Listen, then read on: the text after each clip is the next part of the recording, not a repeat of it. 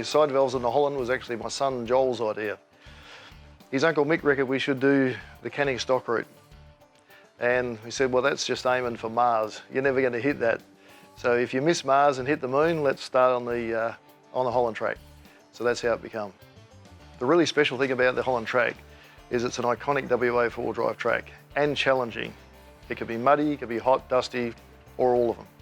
Well, Holland Track's a historical track cut out in 1893 by John Holland. And it was a way for prospectors to get from the Great Southern to the Goldfields. We had concerns leading up to the event. There was several weeks of rain, and then there was a hot spell, and then more rain. So we were concerned that it could be either underwater or stinking hot. We didn't want plus 30 degrees. That's just too hot for a side valve. We had 9 bikes. We had 6 BSA M21s. We had 2 Indians, and we had a Norton. The oldest would have been 28 Indian. Trip started at the Art of Pub. Everyone was to make their way there. The Art of Pub is an old 100-year-old pub between Corrigan and Bruce Rock, an old 2-storey job. It's a classic old pub, and that was where everyone congregated that Monday afternoon for Welcome to Country, and we began tipping money into rural and regional Australia, 1 pint at a time. And then the fun really began.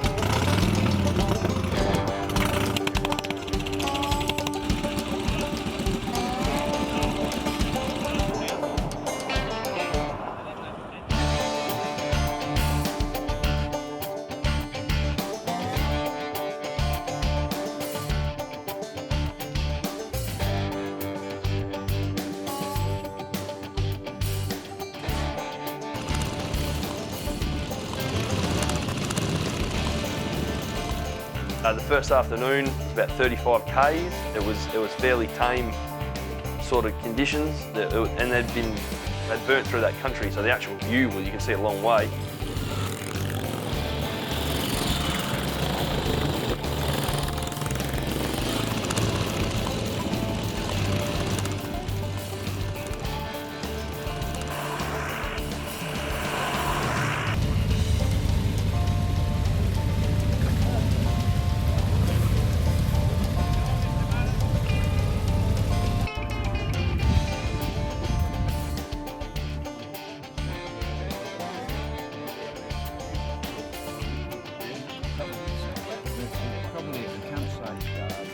Quite a big gap. Yeah, there you are. What have you found?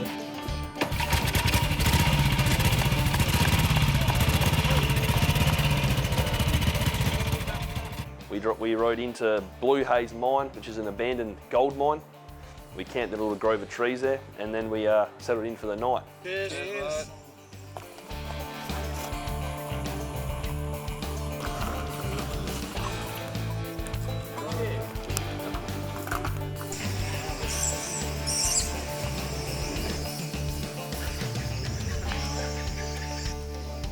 Morning.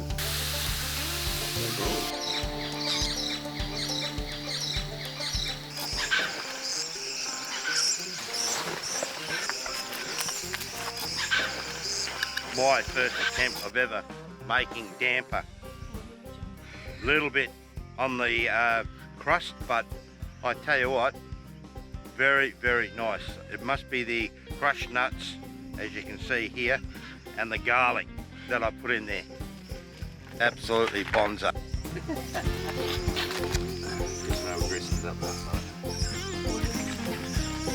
Got zirks on mine. On the old style.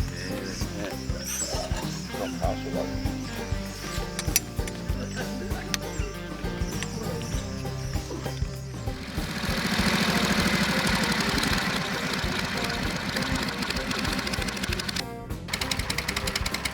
Yeah, 24, beautiful. The front's lovely as. Day 2 had a bit of everything. We left Blue Haze Mine. There was a bit of gravel at the start. There was some mud. There was a few long sand patches, which was challenging. There was a mountain climb at Mount Holland that we climbed up. That was a highlight. There was a few crashes and a few spills, and we rode through to Cat's Camp, where we camped the second night. All up, that was about 120 k's, 120 kilometres, and that was good.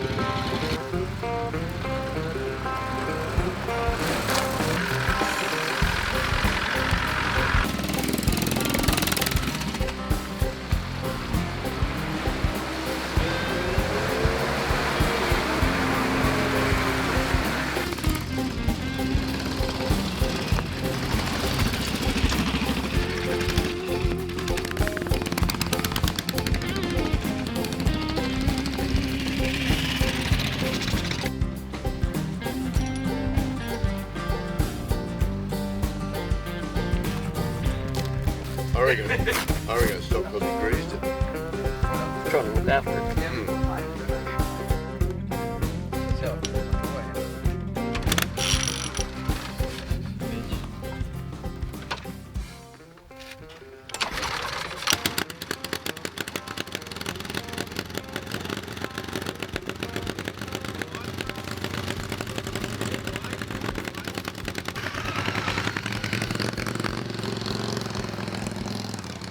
There was a number of incidents.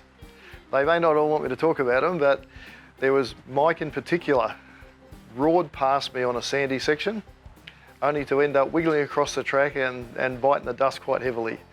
And when I got there, he was still laying on the ground, just taking a moment, just composing himself before he got up, which he duly did in time, and continued on his way.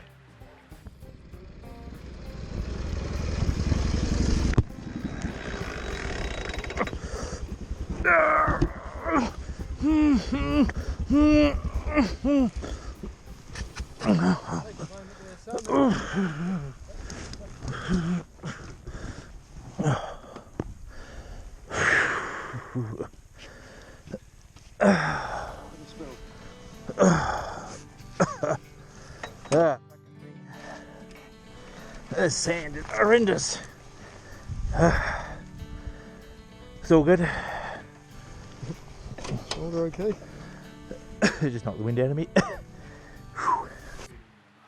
He took a liking for mud. He made it his own. He binned it in the mud once. In fact, the poor old Indian ingested a bit of water and mud and had to be sorted out. Another time, he went roaring through the middle and the Indian stopped and he kept going, and it remained stuck in the middle of the mud.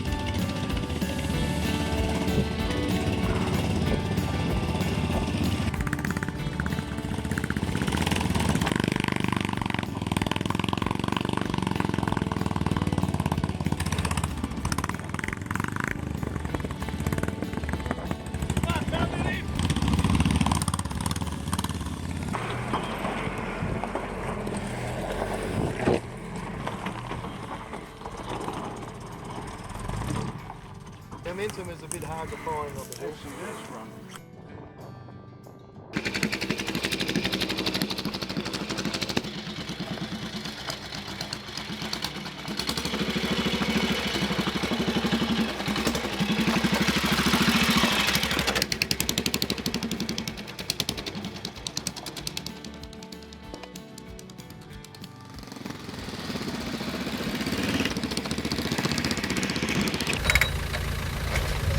Plug out.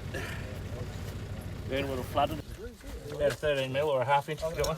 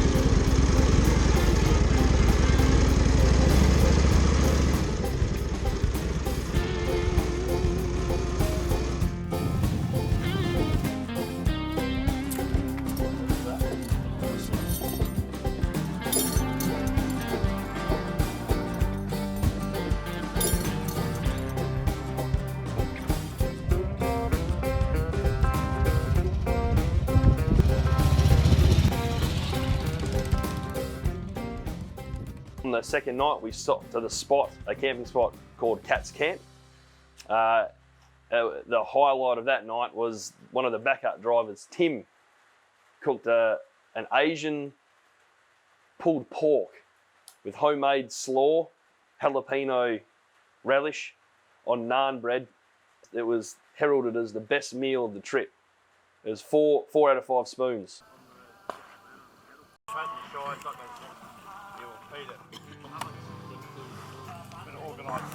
Day 3, everyone was starting to get a little bit tired.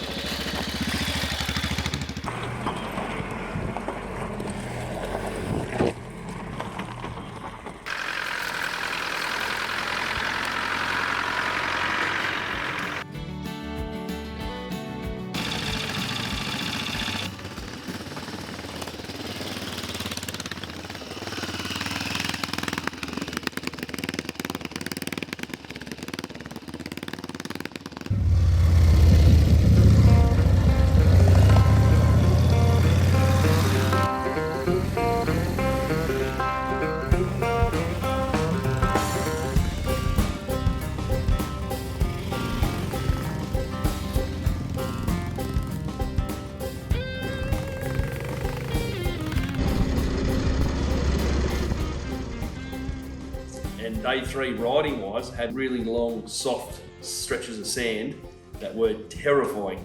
The front was wiggling around, you couldn't get your bite, your hands are banging into the trees. George particularly, Jorge, proved himself to be a master of the sand. He had a few little offs here and there, but he's a tough old bugger, he didn't give up. He rode the whole way regardless. Very, very impressive.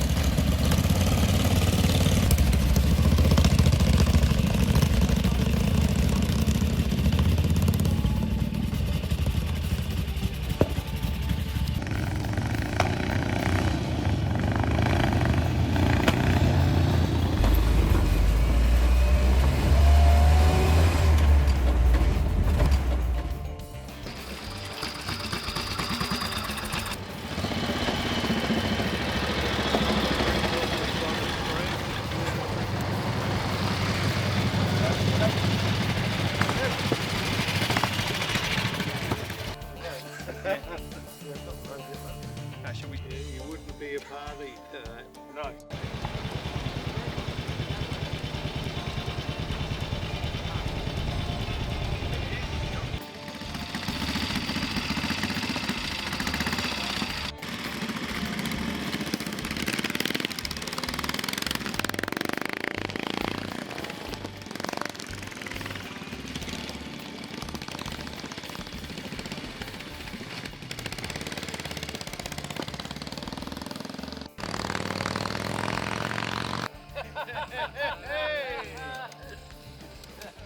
That night we camped maybe 15 k's from the end of the Holland Track towards Coolgardie.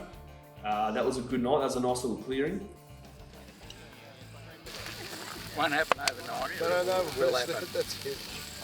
You're here for the journey, you're in a Land Rover.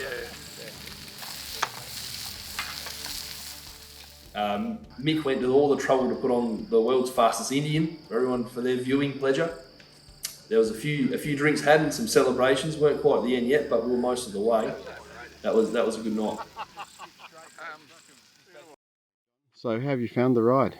Oh, it's been wonderful.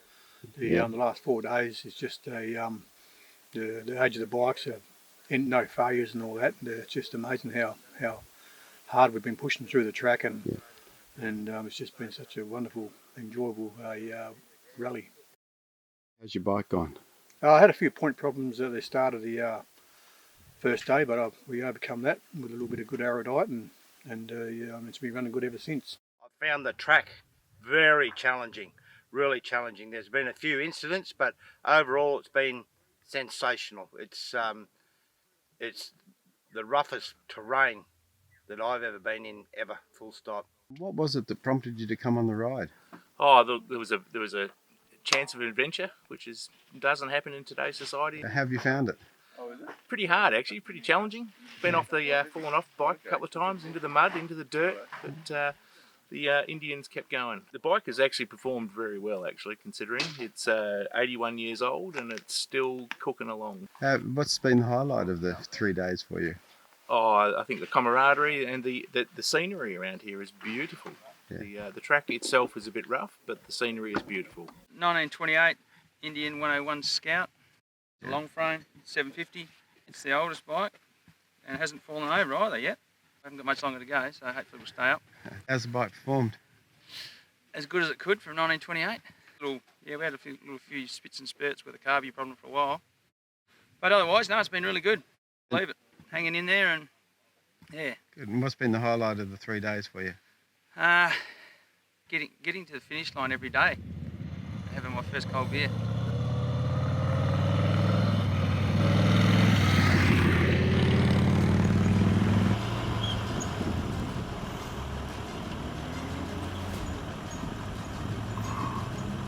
Last day we ended up on Victoria Rock Road to head into Coolgardie. Everyone was buoyant and chipper and itching to get in there and get it all put to bed. We got to the last part, hit the bitumen, there's flagged us over. We made it onto the main street, everyone roared up to the Denver City pub, backed them in, and it was a joyous occasion. There was much backslapping and beer being spilt and all of the above. It was just the end of a 250 k's of heavy going, and that was just great. Yeah.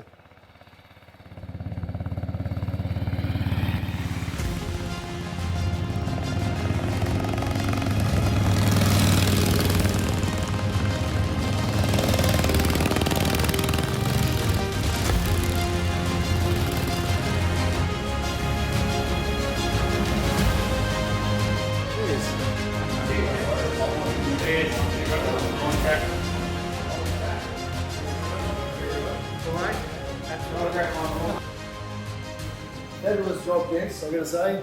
Absolutely fabulous. 250 odd Ks, knocking the crap out of yourselves and your motorbikes and camping rough and all that. It's absolutely outstanding.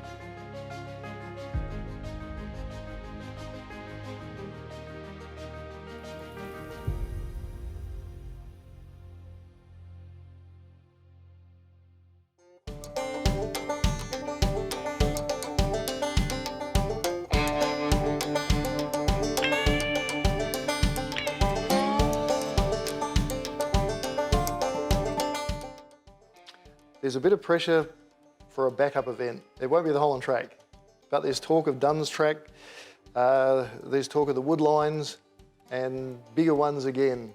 So watch this space.